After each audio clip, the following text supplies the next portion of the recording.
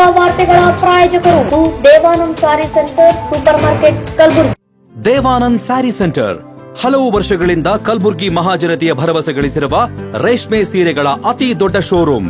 ಹಬ್ಬಗಳು, ಮದುವೆ, ಉಪನಯನ ಹಾಗೂ ನಿಮ್ಮ ಮನೆಯ ಶುಭ ಸಮಾರಂಭಗಳಿಗೆ ಬೇಕಾಗುವ ರೇಷ್ಮೆ ಸೀರೆಗಳಿಗೆ ದೂರದ ಬೆಂಗಳೂರು, ಹೈದರಾಬಾದ್ ನಗರಗಳಿಗೆ ಹೋಗುವ ಅಗತ್ಯವಿಲ್ಲ. ದೇವಾನಂದ್ ಸ್ಯಾರಿ ಸೆಂಟರ್ ನೀಡುತ್ತಿದೆ exclusive silk sari collections. Devanand sari ಸೆಂಟರ್ನಲ್ಲಿ ಈಗ ಮದುವೆ ಮುಂತಾದ ಶುಭ ಸಮಾರಂಭಗಳಿಗೆ ಕಾಂಚೀವರಂ ಸೇರಿದಂತೆ wedding brocade saris, pure Dharmavaram ಸೀರೆಗಳು, ಪ್ಯೂರ್ ಬನಾರಸ್ ಸೀರೆಗಳು, pure Uppada silk, pure Ilkal ಸೀರೆಗಳು, pure fancy Gadwal silk, pure Paithani ಸೀರೆಗಳು, ಪ್ಯೂರ್ ಸಾಫ್ಟ್ ಸಿಲ್ಕ್ ಸೀರೆಗಳು ವಿವಿಧ ವಿನ್ಯಾಸಗಳಲ್ಲಿ. ಕಲಬುರಗಿಯಲ್ಲೇ ಅತಿ ದೊಡ್ಡ ಮತ್ತು ವಿಶಾಲವಾದ 10,000 ಚದುರ ಅಡಿ ಇರುವ ಏಕೈಕ ಸ್ಯಾರಿ ಸೆಂಟರ್ ದೇವಾನಂದ್ ಸ್ಯಾರಿ ಸೆಂಟರ್.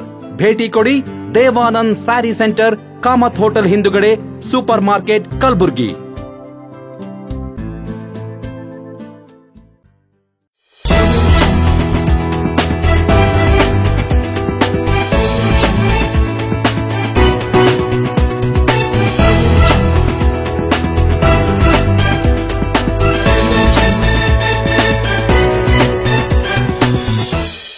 ನಮಸ್ಕಾರ. ಇಂಗುಲ್ಬರ್ಗ ವಾರ್ತೆಗಳಿಗೆ ಸ್ವಾಗತ.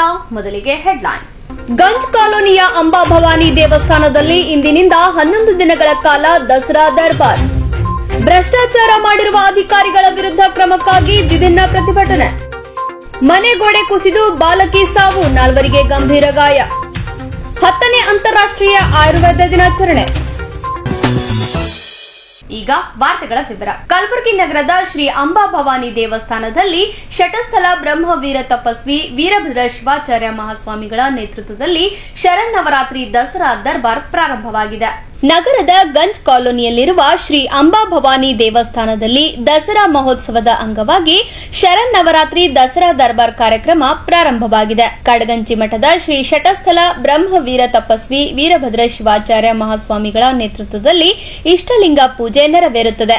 ಇಷ್ಟಲಿಂಗ ಪೂಜೆಯಲ್ಲಿ ಶ್ರೀಮತಿ ಲಕ್ಷ್ಮೀ ಮಲ್ಲಿಕಾರ್ಜುನ್ ರೆಡ್ಡಿ, ಶ್ರೀಮತಿ ಸುವರ್ಣ ಬಸವರಾಜ್ ಹನುಮಶೆಟ್ಟಿ ಇಬ್ಬರು ದಂಪತಿಗಳು ಕುಟುಂಬ ಸಮೇತರಾಗಿ ಭಾಗವಹಿಸಿ ಇಷ್ಟಲಿಂಗ ಪೂಜೆಯಲ್ಲಿ ಭಾಗವಹಿಸಿದರು. ನಂತರ 108 ಮುತ್ತೈದೆಯರಿಗೆ ಉಡಿ ತುಂಬುವ ಕಾರ್ಯಕ್ರಮವಿರುತ್ತದೆ. ಬಳಿಕ ದೇವಸ್ಥಾನಕ್ಕೆ ಬಂದ ಭಕ್ತಾದಿಗಳಿಗೆ ಮಹಾಪ್ರಸಾದದ ವ್ಯವಸ್ಥೆ ಇರುತ್ತದೆ. ದಸರಾ ಹಬ್ಬದ ಅಂಗವಾಗಿ ಶ್ರೀ ಅಂಬಾಭವಾನಿ ಭಾವಚಿತ್ರಕ್ಕೆ ಪೂಜೆ ಸಲ್ಲಿಸಿ ಭಾವಚಿತ್ರದ ಮುಂದೆ ಘಟಸ್ಥಾಪನೆ ಮಾಡಲಾಯಿತು. ಅಂಬಾಭವಾನಿ ದೇವಸ್ಥಾನದ ಅರ್ಚಕರಾದ ಶ್ರೀ ಮಲ್ಲಯ್ಯ ಸ್ವಾಮಿ ಅವರು ಇಂದಿನಿಂದ 11 ದಿನಗಳ ಕಾಲ ದೇವಿಗೆ ವಿವಿಧ ಅಲಂಕಾರಗಳು ನೆರವೇರಿಸುತ್ತಾರೆ. ಇಂದಿನಿಂದ 11 ದಿನಗಳ ಕಾಲ ಪ್ರತಿದಿನ ಬೆಳಗ್ಗೆ 8 ರಿಂದ 11ರವರೆಗೆ ದೇವಿಯ ಪಾರಾಯಣ ಮತ್ತು ಇಷ್ಟಲಿಂಗ ಪೂಜೆ ನೆರವೇರಿಸುತ್ತದೆ. ಬಳಿಕ ಶ್ರೀ ಅಂಬಾಭವಾನಿ ದೇವಸ್ಥಾನ ಕಮಿಟಿಯ ಅಧ್ಯಕ್ಷರು ಹಾಗೂ ಶ್ರೀಗಳು ಮಾತನಾಡಿದರು.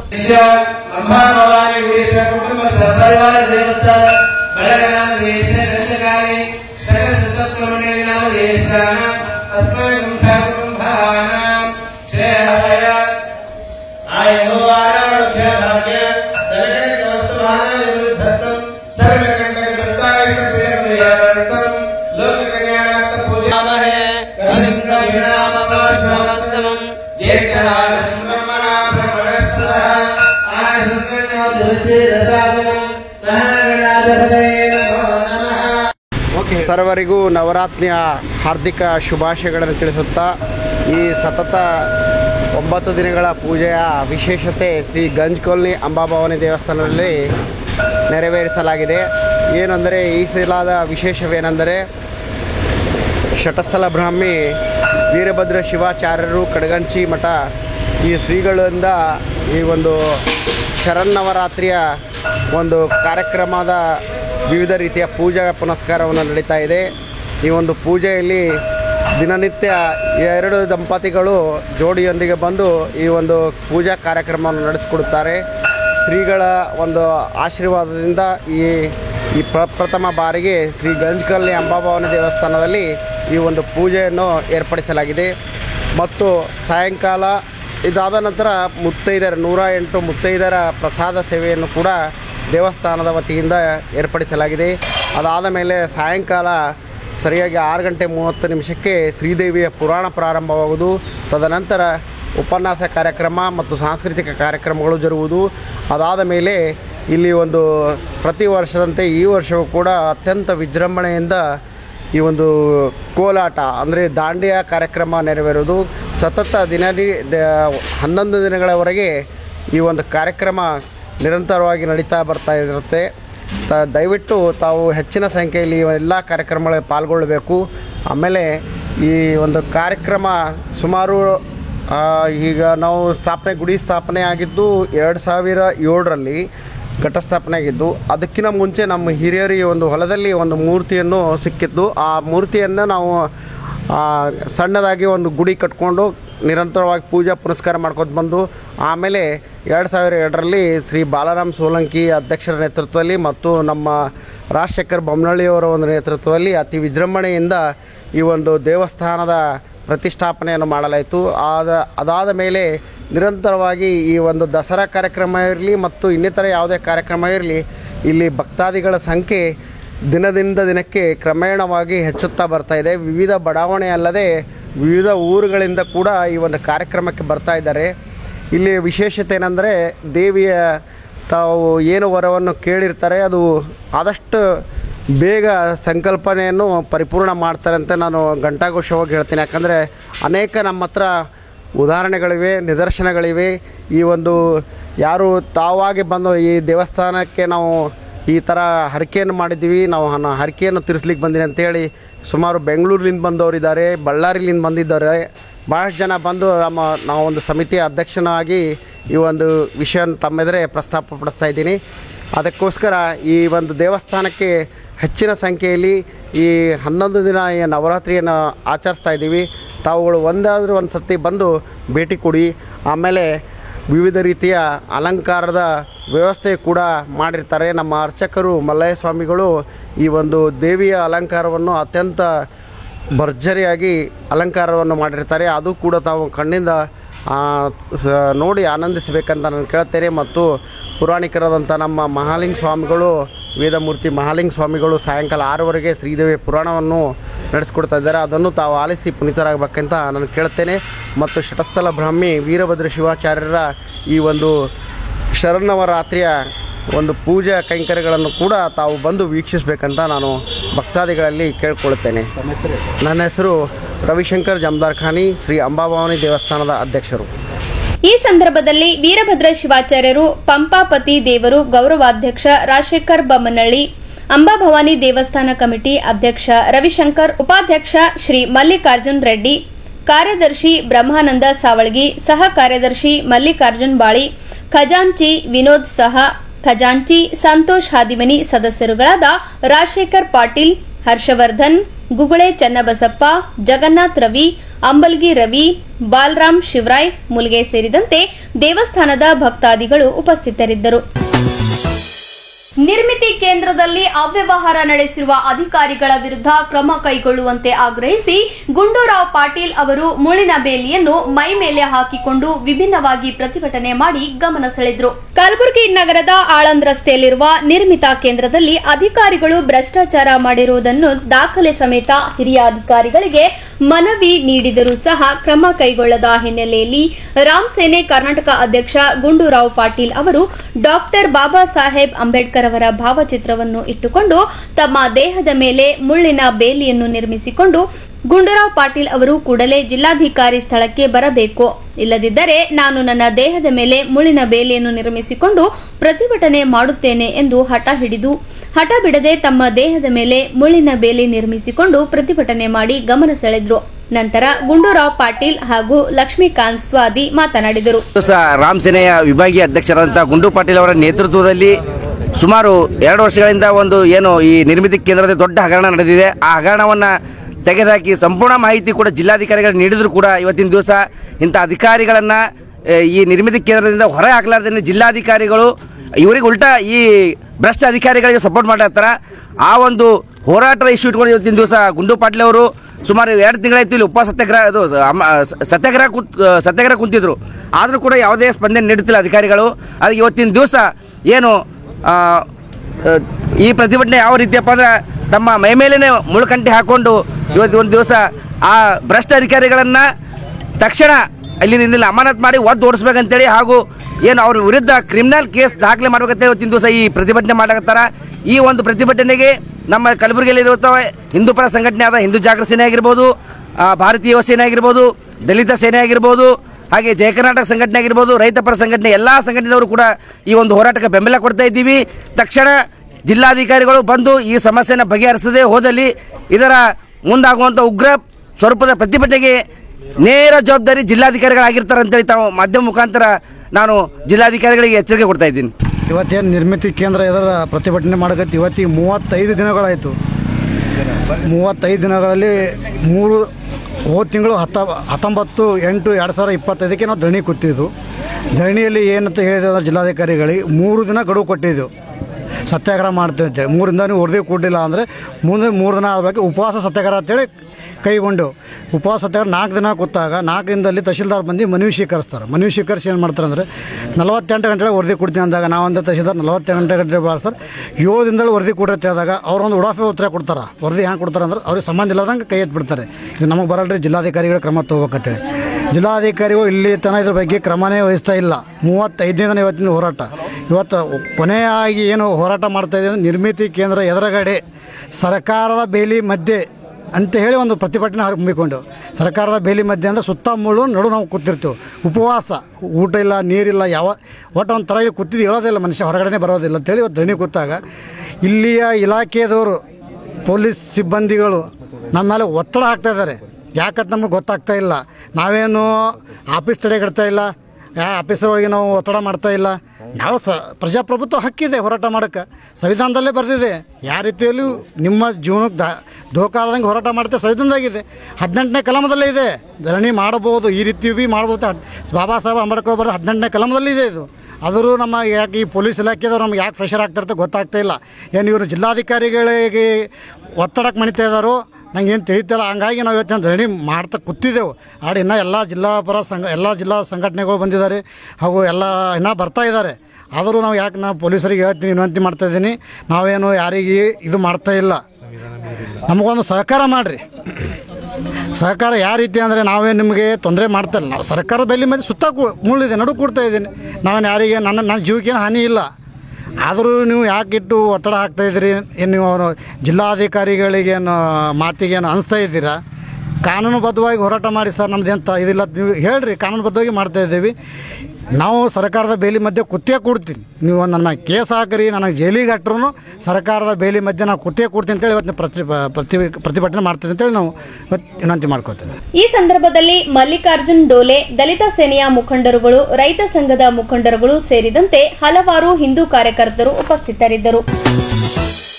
ದಿವಂಗತ ಬಸವರೆಡ್ಡಿ ಇಟಗಿ ಅವರ ನಿಧನದ ಹಿನ್ನೆಲೆ ರೆಡ್ಡಿ ಸಮಾಜದ ಬಂಧುಗಳು ದಿವಂಗತ ಬಸವರೆಡ್ಡಿ ಅವರ ಭಾವಚಿತ್ರಕ್ಕೆ ಪುಷ್ಪಾರ್ಚನೆ ಸಲ್ಲಿಸುವ ಮೂಲಕ ಶ್ರದ್ಧಾಂಜಲಿ ಸಲ್ಲಿಸಿದರು.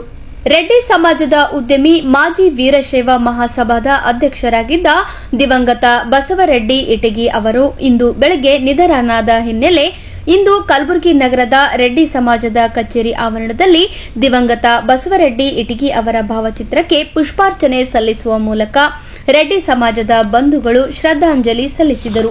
ದಿವಂಗತ ಬಸವರೆಡ್ಡಿ ಇಟಗಿ ಅವರು 4 ಪುತ್ರರು ಹಾಗೂ ಪುತ್ರಿ ಸೇರಿದಂತೆ ಅಪಾರ ಬಂಧುಗಳನ್ನು ಅಗಲಿದ್ದಾರೆ. ಬಸವರೆಡ್ಡಿ ಅವರು ಮಾಜಿ ವೀರಶೈವ ಲಿಂಗಾಯತ ಮಹಾಸಭಾದ ಅಧ್ಯಕ್ಷರಾಗಿದ್ದರು ಮತ್ತು ಎಚ್ಕೆ ಶಿಕ್ಷಣ ಸಂಸ್ಥೆಯ ಕಾರ್ಯದರ್ಶಿ ಸ್ಥಾನ ಕೂಡ ಅಲಂಕರಿಸಿದ್ದರು. ಬಸವರೆಡ್ಡಿ ಅವರು ಹಲವಾರು ಸಾಮಾಜಿಕ ಕಾರ್ಯಗಳು ಮಾಡುವುದರ ಜೊತೆಗೆ ಎಲ್ಲ ಸಮುದಾಯದ ಬಂಧುಗಳ ಜೊತೆಗೆ ಅವಿನಾಭಾವ ಸಂಬಂಧ ಹೊಂದಿದ್ದರು.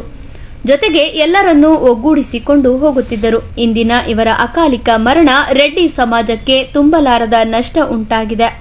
ಇವರ ಅಂತ್ಯಕ್ರಿಯೆ ಇಂದು ಮಧ್ಯಾಹ್ನ ನಂದಿ ದಾಲ್ಮಿಲ್ ಆವರಣದಲ್ಲಿ ನೆರವೇರಿಸಲಾಯಿತು. ನಂತರ ರೆಡ್ಡಿ ಸಮಾಜದ ಜಿಲ್ಲಾ ಅಧ್ಯಕ್ಷರು ಹಾಗೂ ಬಸವರೆಡ್ಡಿ ಅನುಯಾಯಿಗಳು ಮಾತನಾಡಿ ಸಂತಾಪ ಸೂಚಿಸಿದರು.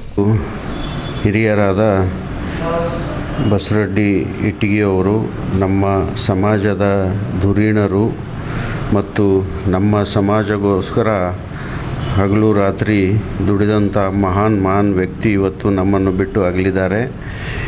ಈ ಒಂದು ಸಂದರ್ಭದಲ್ಲಿ ನಮ್ಮ ರೆಡ್ಡಿ ಸಮಾಜ ವತಿಯಿಂದ ನಾವು ಇವತ್ತು ಇಲ್ಲಿ ಶ್ರದ್ಧಾಂಜಲಿಯನ್ನು ಅರ್ಪಿಸ್ತಾ ಇದ್ದೀವಿ. ಅವರು ಶತಾಯುಷ 100 ವರ್ಷ ಬಾಳಿ ಅವರು ಜೀವನವೇ ನಮ್ಮ ಸಮಾಜಕ್ಕಾಗಿ ಮುಡುಪನ್ನಿಟ್ಟಿದ್ದಾರೆ. ನಮ್ಮ ಗುಲ್ಬರ್ಗ ಜಿಲ್ಲೆ ನಮ್ಮ ಸಮಾಜ, ರೆಡ್ಡಿ ಸಮಾಜ ಆಗಿರ್ಬೋದು, ವೀರಶೈವ ಮಹಾಸಮಾಜ ಆಗಿರ್ಬೋದು, ಅನೇಕ ರೀತಿಯಲ್ಲಿ ನಮ್ಮ ಹೈದರಾಬಾದ್ ಕರ್ನಾಟಕ ಎಜುಕೇಷನ್ ಸೊಸೈಟಿಯಲ್ಲಿ ಅವರು ಒಂದು ಪ್ರಮುಖ ಪಾತ್ರವನ್ನು ವಹಿಸಿ ಎಲ್ಲ ಸಮಾಜದವ್ರಿಗೂ ಹಿಡ್ಕೊಂಡು ಹೋಗಿ ಒಂದು ನಮ್ಮ ಸಮಾಜದ ಒಂದು ಧೀಮಂತ ನಾಯಕನಾಗಿ ನಮ್ಮೆಲ್ಲರ ಒಂದು ಏಳಿಗೆಗಾಗಿ ಹಗಲು ರಾತ್ರಿ ಹಿಡಿದು ದುಡಿದಂಥವರು ಅವರು ಇವತ್ತು ನಮ್ಮನ್ನು ಅಗಲಿದ್ದಕ್ಕೆ ನಮಗೆ ಅತಿ ದುಃಖವಾಗಿದೆ. ನಮ್ಮ ಸಮಾಜದ ಎಲ್ಲ ನಮ್ಮ ಸಮಾಜ ಬಾಂಧವರ ಕಡೆಯಿಂದ ನಾವು ಅವರ ಪರಿವಾರಕ್ಕೆ ಒಂದು ಶಕ್ತಿ ತುಂಬುವಂಥ ಒಂದು ಭಗವಂತ ಕೊಡಲಿ ಅಂತ ಇವತ್ತು ನಾವು ಎಲ್ಲರೂ ಪ್ರಾರ್ಥಿಸುತ್ತಿದ್ದೇವೆ. ವೀರಶೈವ ಸಮಾಜದ ಹಿಂದಿನ ಜಿಲ್ಲಾಧ್ಯಕ್ಷರು ಹಿರಿಯರು ಆದ ಬಸವರ ರೆಡ್ಡಿಯವರು ನಮ್ಮಿಂದ ಅಗಲಿದ್ದಾರೆ. ಅವರ ಆತ್ಮಕ್ಕೆ ಶಾಂತಿ ಸಿಗಲಿ, ಅವರ ಕುಟುಂಬಕ್ಕೆ ದುಃಖ ಭರಿಸುವ ಶಕ್ತಿ ಭಗವಂತ ಕೊಡಲಿ ಅಂಥೇಳಿ ಇವತ್ತಿನ ದಿನ ನಮ್ಮ ಇಡೀ ಜಿಲ್ಲಾ ರೆಡ್ಡಿ ಸಮಾಜದ ವತಿಯಿಂದ ಅವರಿಗೆ ಶ್ರದ್ಧಾಂಜಲಿ ಸಭೆಯನ್ನು ಸಲ್ಲಿಸಿ ನಾವೀಗ ಅವರ ಅಂತ್ಯಕ್ರಿಯೆಯಲ್ಲಿ ಭಾಗಿಯಾಗ್ತೇವೆ. ಅಂತ ನನ್ನಂಥ ನೂರಾರು ಜನತೆಗೆ ಅವರು ಉದ್ಯೋಗವನ್ನು ಮಾರ್ಗದರ್ಶನವನ್ನು ಮಾಡಿ ಇಡೀ ಕಲ್ಯಾಣ ಕರ್ನಾಟಕದ ಒಂದು ಜನತೆಗೆ ಅನ್ನ, ಅಕ್ಷರ, ಆರೋಗ್ಯ, ಉದ್ಯೋಗವನ್ನು ಒದಗಿಸಿದಂಥ ಒಂದು ಮಹಾನ್ ಚೇತನ ಇವತ್ತು ನಮ್ಮಿಂದ ಅಗಲಿದೆ. ನಮ್ಮೆಲ್ಲರಿಗೂ ಬಹಳ ದುಃಖದ ಸಂದರ್ಭ. ಈ ಸಂದರ್ಭದಲ್ಲಿ ಅವರ ಆತ್ಮಕ್ಕೆ ಶಾಂತಿಯನ್ನು ಕೋರ್ತಾ ಅವರ ಕುಟುಂಬಕ್ಕೆ ಒಂದು ಭಗವಂತ ಶಾಂತಿಯನ್ನು, ನೆಮ್ಮದಿಯನ್ನು ಕೊಡಲಿ ಅಂತ ನಾವೆಲ್ಲ ಇವತ್ತು ಅವರಲ್ಲಿ ದೇವರಲ್ಲಿ ಬೇಡಿಕೊಳ್ತಾ ಇದ್ದೀವಿ. ಹಿರಿಯ ಧುರೀಣರು ವೀರಶೈವ ಸಮಾಜದಲ್ಲಿ ಮತ್ತು ರೆಡ್ಡಿ ಸಮಾಜಕ್ಕಾಗಿ ಅವರೆಲ್ಲ ಬಹಳ ಶ್ರಮವಹಿಸಿ ದುಡಿದಿದ್ದಾರೆ. ಅದಲ್ಲದೆ ಅವರು ಉದ್ಯಮಿಯಾಗಿ ಶಿಕ್ಷಣ ಸಂಸ್ಥೆಯಲ್ಲಿ ಅನೇಕ ಕಾರ್ಯಕಲಾಪಗಳನ್ನು ಮಾಡ್ತಾ ನಮ್ಮ ಸಮಾಜದ ಒಬ್ಬ ಗಣ್ಯರು ಇವತ್ತು ಅಗಲಿದ್ದಾರೆ.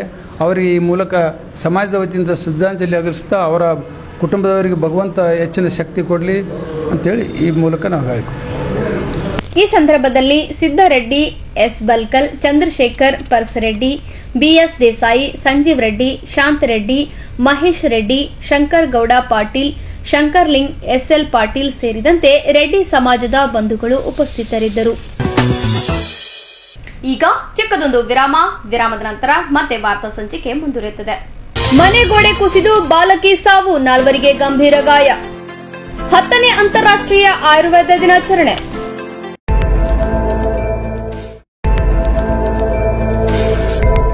ಗುಲ್ಬರ್ಗಾ ವಾರ್ತೆಗಳ ಪ್ರಾಯೋಜಕರು Devanand sari centre, supermarket, Kalaburagi. Devanand sari centre ಹಲವು ವರ್ಷಗಳಿಂದ ಕಲಬುರ್ಗಿ ಮಹಾಜನತೆಯ ಭರವಸೆ ಗಳಿಸಿರುವ ರೇಷ್ಮೆ ಸೀರೆಗಳ ಅತಿ ದೊಡ್ಡ ಶೋರೂಮ್. ಹಬ್ಬಗಳು, ಮದುವೆ, ಉಪನಯನ ಹಾಗೂ ನಿಮ್ಮ ಮನೆಯ ಶುಭ ಸಮಾರಂಭಗಳಿಗೆ ಬೇಕಾಗುವ ರೇಷ್ಮೆ ಸೀರೆಗಳಿಗೆ ದೂರದ ಬೆಂಗಳೂರು, ಹೈದರಾಬಾದ್ ನಗರಗಳಿಗೆ ಹೋಗುವ ಅಗತ್ಯವಿಲ್ಲ. ದೇವಾನಂದ್ ಸ್ಯಾರಿ ಸೆಂಟರ್ ನೀಡುತ್ತಿದೆ exclusive silk sari collections. Devanand sari ಸೆಂಟರ್ನಲ್ಲಿ ಈಗ ಮದುವೆ ಮುಂತಾದ ಶುಭ ಸಮಾರಂಭಗಳಿಗೆ ಕಾಂಚೀವರಂ ಸೇರಿದಂತೆ wedding brocade saris, pure Dharmavaram ಸೀರೆಗಳು, ಪ್ಯೂರ್ ಬನಾರಸ್ ಸೀರೆಗಳು, pure Uppada silk, pure Ilkal ಸೀರೆಗಳು, pure fancy Gadwal silk, pure Paithani ಸೀರೆಗಳು, ಪ್ಯೂರ್ ಸಾಫ್ಟ್ ಸಿಲ್ಕ್ ಸೀರೆಗಳು ವಿವಿಧ ವಿನ್ಯಾಸಗಳಲ್ಲಿ. ಕಲಬುರಗಿಯಲ್ಲೇ ಅತಿ ದೊಡ್ಡ ಮತ್ತು ವಿಶಾಲವಾದ 10,000 ಚದುರ ಅಡಿ ಇರುವ ಏಕೈಕ ಸ್ಯಾರಿ ಸೆಂಟರ್ ದೇವಾನಂದ್ ಸ್ಯಾರಿ ಸೆಂಟರ್. ಭೇಟಿ ಕೊಡಿ. ದೇವಾನಂದ್ ಸ್ಯಾರಿ ಸೆಂಟರ್, ಕಾಮತ್ ಹೋಟೆಲ್ ಹಿಂದುಗಡೆ, ಸೂಪರ್ ಮಾರ್ಕೆಟ್, ಕಲಬುರಗಿ.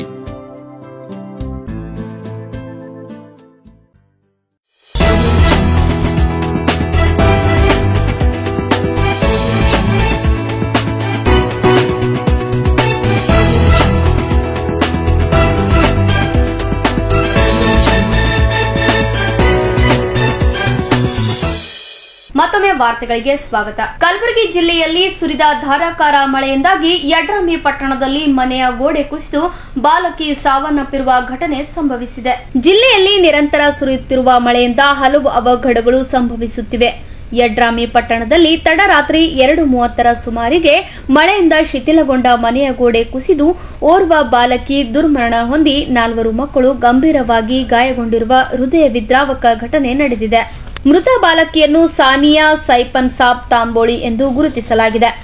ಅವಳ ಸಹೋದರ ಸಹೋದರಿಯರಾದ ಮೆಹಬೂಬ್ ತಾಂಬೋಳಿ, ನಿಷಾದ್ ತಾಂಬೋಳಿ, ಆಯಿಷಾ ತಾಂಬೋಳಿ ಹಾಗೂ ರಂಜಾನ್ ಬಿ ತಾಂಬೋಳಿ ಕಟ್ಟಡದ ಅವಶೇಷಗಳಲ್ಲಿ ಸಿಲುಕಿ ಗಂಭೀರವಾಗಿ ಗಾಯಗೊಂಡಿದ್ದು ಅವರನ್ನು ತಕ್ಷಣ ತಾಲೂಕು ಆಸ್ಪತ್ರೆಗೆ ದಾಖಲಿಸಿ ಚಿಕಿತ್ಸೆ ನೀಡಲಾಗುತ್ತಿದೆ. ಮೃತಳ ತಂದೆ ತಾಯಿ ಸಾಲ ಬಾಧೆಯಿಂದ ಊರು ತೊರೆದಿರುವ ಸಂದರ್ಭದಲ್ಲಿಯೇ ಇಂತಹದೊಂದು ಅವಘಡ ಸಂಭವಿಸಿದ್ದು ಊರಿನ ಜನತೆ ಮಮ್ಮಲ ಮರುಗುವಂತೆ ಮಾಡಿದೆ.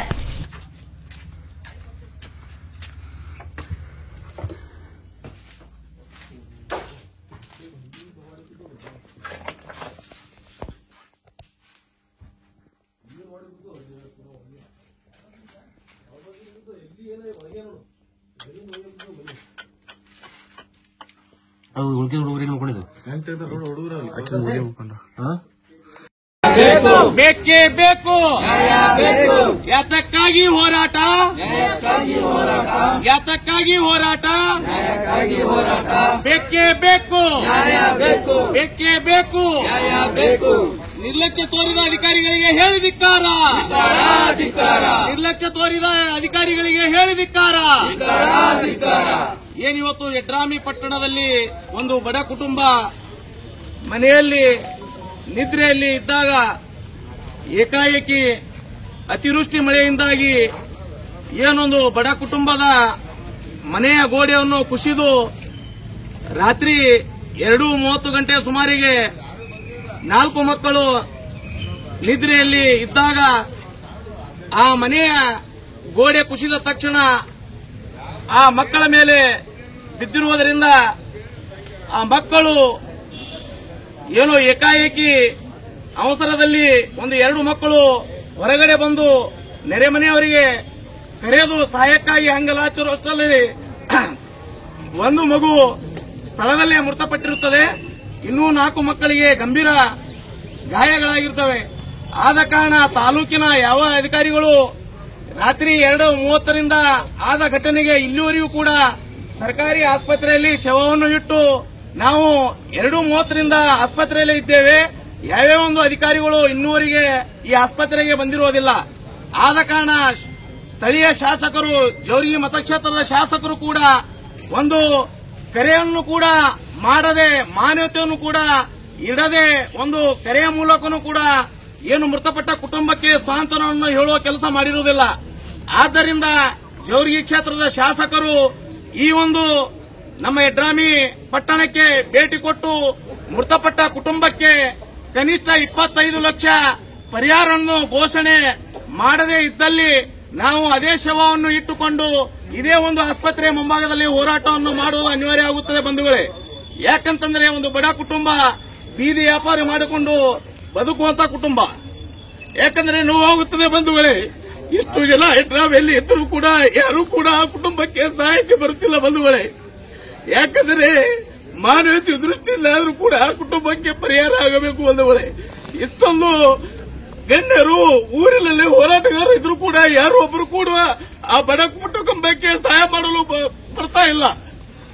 ಆದ ಕಾರಣ ಜಿಲ್ಲಾಧಿಕಾರಿ ಆಗಿರ್ಬೋದು, ಜಿಲ್ಲೆಯ ಅಧಿಕಾರಿಗಳಾಗಿರ್ಬೋದು, ಶಾಸಕರಾಗಿರ್ಬೋದು, ಅವರು ಯಾರೇ ಇರಲಿ, ಅವರು ಇಲ್ಲಿ ಸ್ಥಳಕ್ಕೆ ಭೇಟಿ ನೀಡಿ ಆ ಕುಟುಂಬಕ್ಕೆ ಪರಿಹಾರ ನೀಡಲೇಬೇಕು. ಯಾಕಂದ್ರೆ ಅದೊಂದು ಬೀದಿ ವ್ಯಾಪಾರ ಮಾಡಿಕೊಂಡು ಬದುಕುವಂತ ಕುಟುಂಬ. ಅದಕ್ಕೋಸ್ಕರ ನಾವು ಮತ್ತೊಮ್ಮೆ ಮನವಿ ಮಾಡ್ಕೊತಾ ಇದ್ದೀವಿ ತಾಲೂಕಾಗ, ನೀವು ಬರಲೇಬೇಕು. ನೀವು ಬರೆದಿದ್ದರೆ ನಾವು ಅಂತ್ಯ ಸಂಸ್ಕಾರ ಮಾಡುವುದಿಲ್ಲ. ಅದೇ ಒಂದು ಶವವನ್ನು ಒಟ್ಟು ಬೀದಿಯಲ್ಲಿಟ್ಟು ಹೋರಾಟ ಮಾಡುವುದು ಅನಿವಾರ್ಯ ಆಗುತ್ತದೆ. ತಕ್ಷಣ ನಿಮಗೆ ಈಗಾಗಲೇ ದಂಡಾಧಿಕಾರಿಗಳಿಗೆ ನಾವು ಫೋನಿನ ಮುಖಾಂತರ ತಿಳಿಸಿದ್ದೇವೆ. ಆರಕ್ಷಕ ಠಾಣೆಯಲ್ಲೂ ಕೂಡ ನಮ್ಮ ಸುದ್ದಿಯನ್ನು ಮುಟ್ಟಿಸಿದ್ದೇವೆ. ಆರಕ್ಷಕ ಠಾಣೆಯವರು ಬಿಟ್ರೆ ಬೇರೆ ಯಾವ ಅಧಿಕಾರಿ ರಾತ್ರಿ 2:30 ಸುಮಾರಿಗೆ ಇದೇ ಒಂದು ಆಸ್ಪತ್ರೆಗೆ ನಾವು ಶವವನ್ನು ತೆಗೆದುಕೊಂಡು ಬಂದಾಗ ಆಸ್ಪತ್ರೆಯಲ್ಲಿ ಯಾವುದೇ ಒಂದು ಸಿಬ್ಬಂದಿ ಇದ್ದಿರುವುದಿಲ್ಲ ಬಂಧುಗಳೇ. ಯಾಕಂದ್ರೆ ಇವತ್ತು ತಾಲೂಕು ಅಂತ ಹೇಳ್ಕೊಳ್ಳೋಕೆ ನಮ್ಗೆ ನಾಚೆ ಆಗ್ತದೆ. ಇದು ಶಾಸಕರು ನಮ್ಮ ಕ್ಷೇತ್ರದ ಶಾಸಕರಲ್ಲ, ಇವರು ಬೆಂಗಳೂರಿನ ಶಾಸಕರಾಗಿದ್ದಾರೆ. ಆದ ಕಾರಣ ತಾವು ಎಲ್ಲೇ ಇದ್ರೂ ಕೂಡ ಇವತ್ತು ಬೆಂಗಳೂರಿನಲ್ಲಿ ಇರಬಹುದು, ಇವತ್ತು ಜಿಲ್ಲೆಯಲ್ಲಿರ್ಬೋದು, ಜವರಿಗೆಯಲ್ಲಿರ್ಬೋದು, ಇದೇ ಒಂದು ನಿಮ್ಮ ಘಟನೆ ನಿಮ್ಮ ಮನೆಯಲ್ಲಿ ಆದರೆ ನೀವು ಬೆಂಗಳೂರಿನಲ್ಲಿ ಇರುವುದಿಲ್ಲ. ಶಾಸಕರೇ, ನಿಮಗೆ ಎಚ್ಚರಿಕೆಯನ್ನು ಕೊಡ್ತಾ ಇದ್ದೇನೆ. ಇದು ಬಡ ಕುಟುಂಬದ ಶವ ಇದೆ. ನೀವು ಯಾವುದೇ ಕಾರಣಕ್ಕೂ ಈ ಶವಲ್ಲಿ ನೀವು ಅಂತ್ಯ ಸಂಸ್ಕಾರದಲ್ಲಿ ಭಾಗಿಯಾಗದಿದ್ದರೆ ನಿಮ್ಮ ವಿರುದ್ಧ ಉಗ್ರವಾದ ಹೋರಾಟ ಮಾಡಬೇಕಾಗುತ್ತದೆ. ನಮಗೆ ಅನಿವಾರ್ಯ ಇದೆ. ಇದು ಒಂದು ಬಡ ಕುಟುಂಬ ಶವ ಇದೆ. ತಾವು ಎಲ್ಲೇ ಇದ್ದರೂ ಈ ಸ್ಥಳಕ್ಕೆ ಬಂದು ಕನಿಷ್ಠ ಪಕ್ಷ ಆ ಕುಟುಂಬಕ್ಕೆ 25 ಲಕ್ಷ ರೂಪಾಯಿ ಪರಿಹಾರ ಸ್ಥಳದಲ್ಲೇ ಘೋಷಣೆ ಮಾಡಬೇಕು.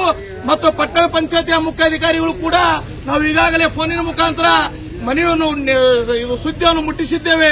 ಅವರು ಕೂಡ ಸ್ಥಳಕ್ಕೆ ಬಂದು ಆ ಬಡ ಕುಟುಂಬಕ್ಕೆ ಒಂದು ನಿವೇಶನ ಕೊಡುವುದರ ಮುಖಾಂತರ ಅವರಿಗೆ ಒಂದು ಮನೆಯನ್ನು ಮಂಜೂರಾತಿ ಮಾಡಬೇಕು ಸ್ಥಳದಲ್ಲಿ. ಯಾಕಂದರೆ ಅದು ಬಹಳ ಬಡತನದ ಕುಟುಂಬ ಇದೆ. ತಾವು ಎಲ್ಲೇ ಇದ್ರೂ ಕೂಡ ಈ ಸ್ಥಳಕ್ಕೆ ಬಂದು ನೀವು ಸ್ಪಂದಿಸದಿದ್ದರೆ ನಾವು ಯಾವುದೇ ಕಾರಣಕ್ಕೂ ಅಂತ್ಯ ಸಂಸ್ಕಾರ ಮಾಡುವುದಿಲ್ಲ ಎಂಬುದು ಹೇಳುವ ಮುಖಾಂತರ ಈ ಸುದ್ದಿ ಮುಖಾಂತರ ಹೇಳ್ತಾ ಇದ್ದೇನೆ. ಎಲ್ಲರೂ ಕೂಡ ಈ ಹೋರಾಟದಲ್ಲಿ ಭಾಗಿಯಾಗಬೇಕು. ಇಲ್ಲಿ ಜಾತಿ ಮತ ಇಲ್ಲದೆ ಯಾವುದೇ ರಾಜಕೀಯ ಒತ್ತಡ ಮಣಿಯದೆ ಎಲ್ಲರೂ ಕೂಡಿ ಆ ಒಂದು ಬಡ ಕುಟುಂಬಕ್ಕೆ ನ್ಯಾಯ ಒದಗಿಸಿ ಕೊಡೋಣ ಹೇಳೋದ್ರ ಮುಖಾಂತರ ನನ್ನೊಂದೆರಡು ಮಾತುಗಳನ್ನು ಮುಗಿಸುತ್ತೇನೆ. ಜೈ ಹಿಂದ್. ಜಿಲ್ಲಾಡಳಿತ, ಜಿಲ್ಲಾ ಪಂಚಾಯತ್, ಜಿಲ್ಲಾ ಆಯುಷ ಇಲಾಖೆ ಆಶ್ರಯದಲ್ಲಿ ರಾಷ್ಟ್ರೀಯ ಆಯುರ್ವೇದ ದಿನಾಚರಣೆ ಆಚರಿಸಲಾಯಿತು. 10ನೇ ರಾಷ್ಟ್ರೀಯ ಆಯುರ್ವೇದ ದಿನಾಚರಣೆ ಅಂಗವಾಗಿ ಕಲಬುರಗಿ ನಗರದ ಆಯುಷ್ ಇಲಾಖೆ ವತಿಯಿಂದ ಆಯುರ್ವೇದದ ಕುರಿತು ಜಾಗೃತಿ ಜಾಥಾ ಮಾಡಲಾಯಿತು. ಬಳಿಕ ಜಿಲ್ಲಾಧಿಕಾರಿಗಳ ಕಚೇರಿಗೆ ತೆರಳಿ ಆಯುರ್ವೇದದ ಮಹತ್ವವನ್ನು ಮಾಹಿತಿ ನೀಡಿದರು. ನಂತರ ಜಿಲ್ಲಾ ಆಯುಷ ಇಲಾಖೆಯ ಅಧಿಕಾರಿ ಮಾತನಾಡಿ, ಆಹಾರವೇ ಔಷಧಿಯಾಗಬೇಕು, ಔಷಧವೇ ಆಹಾರವಾಗಬಾರದು ಎಂದರು. ನಮ್ಮ ಆಯುಷ್ಯ ಇಲಾಖೆ ವತಿಯಿಂದ ವಿದ್ಯಾರ್ಥಿಗಳಿಗೆ ಯೋಗ ತರಬೇತಿ ಸಹ ನೀಡಲಾಗುತ್ತಿದೆ. ಇಂದಿನ ಒತ್ತಡದ ಬದುಕಿನಲ್ಲಿ ಯೋಗ ವ್ಯಾಯಾಮ ಮಾಡಬೇಕು ಎಂದರು. ಮಂತ್ರಾಲಯ, ಭಾರತ ಸರ್ಕಾರ ಆಯುಷ್ ಮಂತ್ರಾಲಯ ದಿಂದ ಈ ರಾಷ್ಟ್ರೀಯ ಆಯುರ್ವೇದ ದಿನಾಚರಣೆಯನ್ನು ನಾಳೆ ದಿನಾಂಕ 23/9/25 ನಾವು ಜಿಲ್ಲಾ ವಿಜ್ಞಾನ ಕೇಂದ್ರದಲ್ಲಿ ಹಮ್ಮಿಕೊಂಡಿದ್ದು, ಅದರ ಸಂಬಂಧವಾಗಿ ಇವತ್ತಿನ ದಿನ ಸಾರ್ವಜನಿಕರಲ್ಲಿ ಜಾಗೃತಿ ಮೂಡಿಸುವ ಸಂಬಂಧ, ಆಯುರ್ವೇದದ ಬಗ್ಗೆ ಜಾಗೃತಿ ಮೂಡಿಸುವ ಸಂಬಂಧ ಈ ಒಂದು ಆಯುರ್ವೇದ ಜನಜಾಗೃತಿ ಜಾಥಾ ಕಾರ್ಯಕ್ರಮವನ್ನು ಹಮ್ಮಿಕೊಳ್ಳಲಾಗಿದ್ದು, ಈ ಕಾರ್ಯಕ್ರಮಕ್ಕೆ ಇವತ್ತು ಮಾನ್ಯ ಮುಖ್ಯ ಅಧಿಕಾರಿಗಳು ಜಿಲ್ಲಾ ಪಂಚಾಯತ್ ಕಲಬುರಗಿ ಚಾಲನೆ ನೀಡಿದರು. ಇದು ಜೀವನದಲ್ಲಿ ಹೆಚ್ಚಿನ ಸಂಖ್ಯೆಯಲ್ಲಿ ಜನರು ತಮ್ಮ ಜೀವನದಲ್ಲಿ ಆಯುರ್ವೇದವನ್ನು ಬಳಸಿಕೊಳ್ಳಲಿಕ್ಕೆ, ಆಮೇಲೆ ಅದರಿಂದ ಅವರು ತಮ್ಮ ಆರೋಗ್ಯವನ್ನು ಕಾಪಾಡಿಕೊಳ್ಳಲಿಕ್ಕೆ ಇದೊಂದು ಅವರಲ್ಲಿ ಜಾಗೃತಿ ಮೂಡಿಸುವಂತ ಕಾರ್ಯಕ್ರಮ. ಈ 10ನೇ ಆಯುರ್ವೇದ ದಿನಾಚರಣೆ ಸಂಬಂಧ ಈಗ ಒಂದು ವಾರದಿಂದ ಸುಮಾರು ನಾವು ದಿನಾಂಕ 16ರಂದು ನಾವು ಒಂದು ಪ್ರತಿಜ್ಞೆಯನ್ನು ತಗೊಂಡಿದ್ವಿ. ಜನರಿಗೂ ಒಂದು ಪ್ರತಿಜ್ಞೆ ಮಾಡಿಸಿದ್ವಿ. ಏನಂದ್ರೆ ಆಯುರ್ವೇದವನ್ನ ತಮ್ಮ ಜೀವನದಲ್ಲಿ ಅಳವಡಿಸಿಕೊಳ್ಬೇಕಂತ ಹೇಳಿ. ಆಮೇಲೆ ಎಲ್ಲ ಗರ್ಭಿಣಿಯರಿಗೂ ಮತ್ತೆ ಮಕ್ಕಳಿಗೂ ಸ್ಕೂಲ್ನಲ್ಲಿ ಎಲ್ಲ ಕಡೆ ಶಾಲೆಗಳಲ್ಲಿ ನಮ್ಮ ಡಾಕ್ಟರ್ಸ್ ಹೋಗಿ ಅವೇರ್ನೆಸ್ ಕಾರ್ಯಕ್ರಮವನ್ನು ಮಾಡಿದ್ದಾರೆ. ವಾರದಿಂದ ಅವೇರ್ನೆಸ್ ಕಾರ್ಯಕ್ರಮ ನಡೀತಾ ಇದ್ದಾವೆ. ಸೊ ಈ ಒಂದು ಮಾರ್ಗಸೂಚಿಯಂತೆ, ಭಾರತ ಸರ್ಕಾರದ ಮಾರ್ಗಸೂಚಿಯಂತೆ ನಾವು ಈ ಕಾರ್ಯಕ್ರಮವನ್ನ ಮಾಡ್ತಾ ಇದ್ದೀವಿ. ಕರ್ನಾಟಕ ಸರ್ಕಾರ, ಜಿಲ್ಲಾಡಳಿತ ಹಾಗೂ ಜಿಲ್ಲಾ ಪಂಚಾಯತ್ ಆಯುಷ್ ಇಲಾಖೆಯಿಂದ ಈ ಕಾರ್ಯಕ್ರಮವನ್ನು ಇಲ್ಲಿ ಕಲಬುರಗಿಯಲ್ಲಿ ಹಮ್ಮಿಕೊಳ್ಳಲಾಗಿದೆ. ಸೊ ಹೆಚ್ಚಿನ ಜನರಿಗೆ ನಾನು ಕೇಳ್ಕೊಳ್ಳೋದಿಷ್ಟೇ ಅಂದ್ರೆ ಆಯುರ್ವೇದವನ್ನ ತಮ್ಮ ಜೀವನದಲ್ಲಿ ಅಳವಡಿಸಿಕೊಂಡು ಆದಷ್ಟು ನಾವು ಔಷಧಿ ಮುಕ್ತ ಜೀವನವನ್ನ ನಡೆಸಬೇಕು. ಯಾಕಂದ್ರೆ ಈಗ ಇತ್ತೀಚಿನ ದಿನಗಳಲ್ಲಿ ಆಹಾರನೇ ಔಷಧಿ ಆಗ್ಬಿಟ್ಟದ. ನಮಗೆ ಔಷಧಿ ಜಾಸ್ತಿ ತಗೋತೀವಿ ಆಹಾರಕ್ಕಿಂತಲೂ. ನಾವು ಮೇನ್ ಅಂದ್ರೆ ಆಯುರ್ವೇದ, ಆಹಾರ. ಈಗ ಆಯುರ್ವೇದ ಈ ಗಿಡಮೂಲಿಕೆಗಳಿದಾವೆ, ಅದರಲ್ಲಿಂದ ನಮ್ಮ ಆರೋಗ್ಯವನ್ನ ಚೆನ್ನಾಗಿಟ್ಕೋಬೇಕು, ರೋಗಗಳನ್ನ ಶಮನ ಮಾಡ್ಕೋಬೇಕು. ಇದನ್ನೇ ನಾನು ಜನರಲ್ಲಿ ವಿನಂತಿ ಮಾಡ್ಕೊಳ್ತೇನೆ.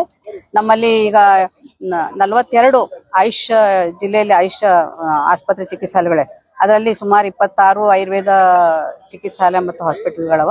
ಅಲ್ಲಿ ಜನರು ಹೋಗಿ ತಾವು ತಮ್ಮ ಚಿಕಿತ್ಸೆಯನ್ನ ತಗೋಬಹುದು. ಬೇಕಿದ್ರೆ ನಮ್ಗೆ ಕೇಳಿದ್ರೆ ನಾವು ಲಿಸ್ಟ್ನು ಕೊಡ್ತೀವಿ ಎಲ್ಲೆಲ್ಲ ಅದಾವ ಅಂತ ಹೇಳಿ. ಸಲ ತಾವು ಆಯುರ್ವೇದ ಚಿಕಿತ್ಸೆ. ಆಮೇಲೆ ಎಲ್ಲ ನಮ್ಮಲ್ಲಿ 8 ಆಯುಷ್ಮಾನ್ ಆರೋಗ್ಯ ಮಂದಿರಗಳಿವೆ. ಅಲ್ಲಿ ನಾವು ದಿನನಿತ್ಯ ಯೋಗ ಮಾಡಿಸ್ತಾ ಇದ್ದೀವಿ ಜನರಿಗೆ. ಸೊ ಯೋಗದಿಂದನೂ ಅವರು ಪ್ರಾಣಾಯಾಮ, ಯೋಗ ಮತ್ತೆ ಇದರಿಂದ ತಮ್ಮ ಆರೋಗ್ಯವನ್ನ, ಮಾನಸಿಕ ಮತ್ತು ದೈಹಿಕ ಆರೋಗ್ಯವನ್ನ ಚೆನ್ನಾಗಿ ಇಟ್ಕೊಳ್ಬಹುದು. ಸೊ ಜನರು ಅದರ ಉಪಯೋಗ ಪಡಿತಾ ಇದ್ದಾರೆ.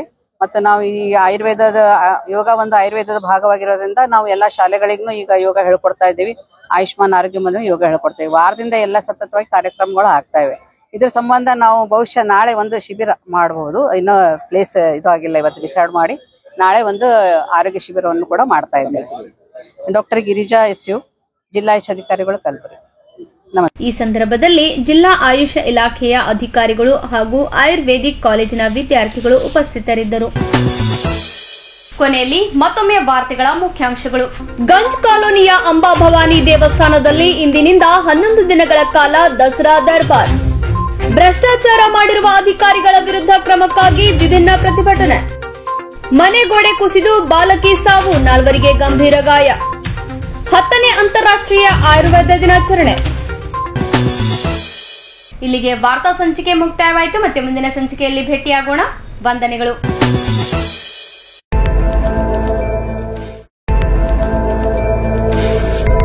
In Gulbarga ಕನ್ನಡ ವಾರ್ತೆಗಳ ಪ್ರಾಯೋಜಕರು Devanand sari centre supermarket Kalaburagi. Devanand sari centre ಹಲವು ವರ್ಷಗಳಿಂದ ಕಲಬುರ್ಗಿ ಮಹಾಜನತೆಯ ಭರವಸೆ ಗಳಿಸಿರುವ ರೇಷ್ಮೆ ಸೀರೆಗಳ ಅತಿ ದೊಡ್ಡ ಶೋರೂಮ್. ಹಬ್ಬಗಳು, ಮದುವೆ, ಉಪನಯನ ಹಾಗೂ ನಿಮ್ಮ ಮನೆಯ ಶುಭ ಸಮಾರಂಭಗಳಿಗೆ ಬೇಕಾಗುವ ರೇಷ್ಮೆ ಸೀರೆಗಳಿಗೆ ದೂರದ ಬೆಂಗಳೂರು, ಹೈದರಾಬಾದ್ ನಗರಗಳಿಗೆ ಹೋಗುವ ಅಗತ್ಯವಿಲ್ಲ. ದೇವಾನಂದ್ ಸ್ಯಾರಿ ಸೆಂಟರ್ ನೀಡುತ್ತಿದೆ exclusive silk sari collections. Devanand sari ಸೆಂಟರ್ನಲ್ಲಿ ಈಗ ಮದುವೆ ಮುಂತಾದ ಶುಭ ಸಮಾರಂಭಗಳಿಗೆ ಕಾಂಚೀವರಂ ಸೇರಿದಂತೆ wedding brocade saris, pure Dharmavaram ಸೀರೆಗಳು, ಪ್ಯೂರ್ ಬನಾರಸ್ ಸೀರೆಗಳು, pure Uppada silk, pure Ilkal ಸೀರೆಗಳು, pure fancy Gadwal silk, pure Paithani ಸೀರೆಗಳು, ಪ್ಯೂರ್ ಸಾಫ್ಟ್ ಸಿಲ್ಕ್ ಸೀರೆಗಳು ವಿವಿಧ ವಿನ್ಯಾಸಗಳಲ್ಲಿ. ಕಲಬುರಗಿಯಲ್ಲೇ ಅತಿ ದೊಡ್ಡ ಮತ್ತು ವಿಶಾಲವಾದ 10,000 ಚದುರ ಅಡಿ ಇರುವ ಏಕೈಕ ಸ್ಯಾರಿ ಸೆಂಟರ್ ದೇವಾನಂದ್ ಸ್ಯಾರಿ ಸೆಂಟರ್. ಭೇಟಿ ಕೊಡಿ. ದೇವಾನಂದ್ ಸ್ಯಾರಿ ಸೆಂಟರ್, ಕಾಮತ್ ಹೋಟೆಲ್ ಹಿಂದುಗಡೆ, ಸೂಪರ್ ಮಾರ್ಕೆಟ್, ಕಲಬುರಗಿ.